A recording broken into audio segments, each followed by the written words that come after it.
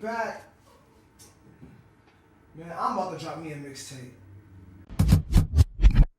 All right, welcome back, ladies and gentlemen. It's your boy, Dr. Boogs, the Barber MD, representing all barbershops around the world. To my right, I got who? B Styles, the anonymous nobody on hip hop and barbershops. And the man in the middle. It's your boy Will, aka VA, the music liaison. Yes. All right, so we're just gonna continue our dynamic conversation.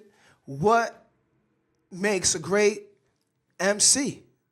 And you guys were here during our commercial break. Me and my gentleman were having this conversation, and we were trying to find a kind of like a common ground. What makes a great MC, especially within this generation or with this genre of music in this generation time? So, Brother Will has some great thoughts, and Brother Will, I want you to share those with us, if you don't mind, please. Yes.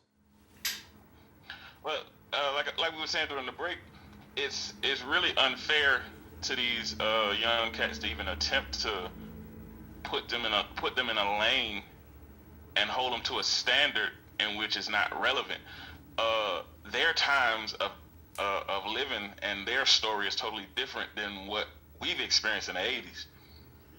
In the 80s, we had Miami lit. We had New York on, on their thing. New Orleans was on theirs. Texas, Houston and Dallas.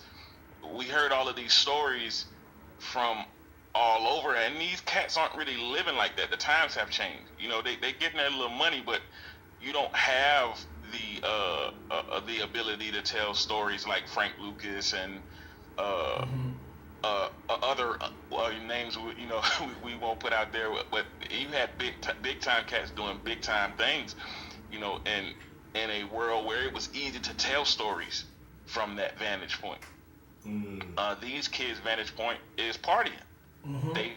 They go off how they see things, and you can tell just by the lyrics that they choose to put out. This is what y'all do mostly. Y'all party, y'all mess with women, and you aspire to buy cars, clothes. The same typical stuff music has always been about, with a little bit less violence. Yeah, and on another level. No, you're right. You're right. You're absolutely right, man. And as you said that, I was really thinking about, like, wow, you know what? There's a lot of truth to that. And I think that when we think about comparing these cats to people that were clearly, non-comparable. Yeah, you can't compare none of these dudes to what Rakim was talking about. That would be unfair to them. You know what I'm saying? Because they don't even have the knowledge, of being a part of the 5% nation to even craft some of the rhymes the way that Rakim crafted those rhymes. So it's like there's a certain education one has to have before they can really present on that level. Yep. Because it's maturity, it's growth, it's reading, it's getting some knowledge about who you are and where you're trying to go. It's just like it's so much more that's needed, But as you said, because the times were different, dudes were a little bit more advanced, So you take a high school age Rakim during that time, of course his rhymes are gonna be different. Brothers was doing the 5% nation when they was shorties, 13, 14, 15 years old. So by the time you 18, 19, you got 5, 6, 7 years of this like real true knowledge being brought to you like that, to the point where you got your head on straight for the most part. I'll say more. I'll say we should classify it as more of an advanced knowledge, because some of these cats are very smart. I mean, no question. I'm not taking nothing away from their intellect. No, not. Well, there's power in words, and that's all. Oh yeah, that's all that of statement course. was for. You have a cat like Soulja Boy who, in no way, shape, or form, can be, in my opinion, can hold a candle to any of these guys that we're talking about. But he reshaped single-handedly how people got into this music industry. Yes, he did. He's the reason why these internet rappers exist, because he was the very first person to do it. And I don't think he set out mentally to say, well, I'm going to change how the music industry. He looked at it and was like, I'm going to get hot this way. Yep. You feel what I'm saying? Oh, and yeah. then he did it, and everybody else is like, oh, okay, so we're going to follow suit. So he birthed a whole business model. Mm-hmm. To me, that's a indirectly or directly, that's a very smart kid.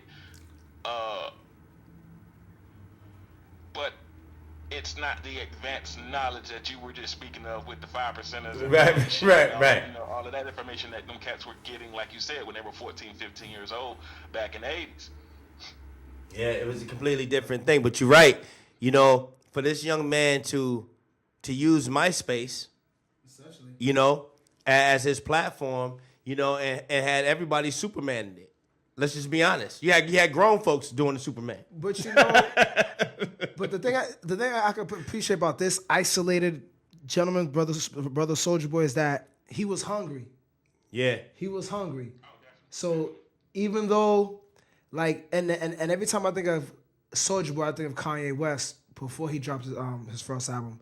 And one of his songs, he's like, "What you know about making 5 beats a day for 3 summers? I deserve to do these numbers."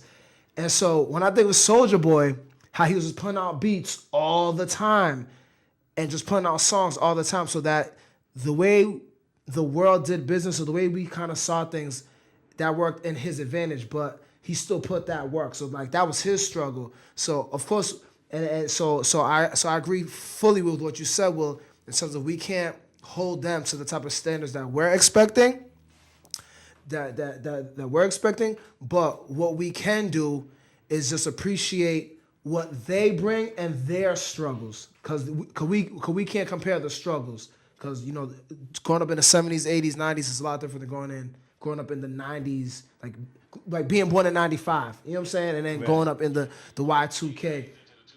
Absolutely. So definitely the struggles can't be compared, but the struggle within your time is definitely prevalent. So I heard this. Look, a side note. I heard a young cat. I want to say he was about 19 at the time. okay. I'm 36, so at the time I was probably about 25, 26 at the time. And this cat looked at me and was like, I asked him, I said, "What's old school to you?" He said, "Drew Hill." Ooh. Wow. He said Drew Hill was old school music to him. Wow. So I was 11 years old. Wow. 07. Wow. He didn't even give it 10 years though. He didn't even give it 10 years though. VA. That's crazy. But that's how they are. Unfortunately, they consume music totally different than we consume music. We consume music. We would take a Biggie album 3 or 4 years after the first one and still be a fan of Biggie. These kids don't have that mental control to say, okay, I'm gonna still rock with you, even though you're not putting out anything. Right, they got the attention don't put span. out music, and they'll go to the next one. Yeah, they got the attention span of a gnat.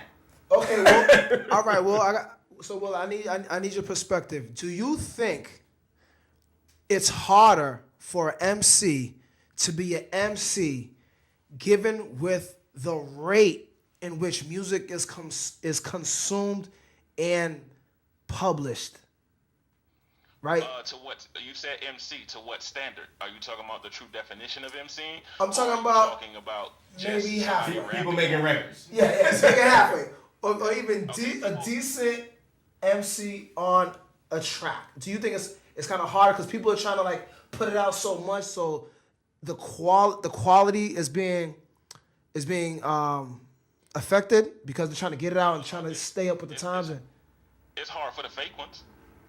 Okay. Because you can only fake.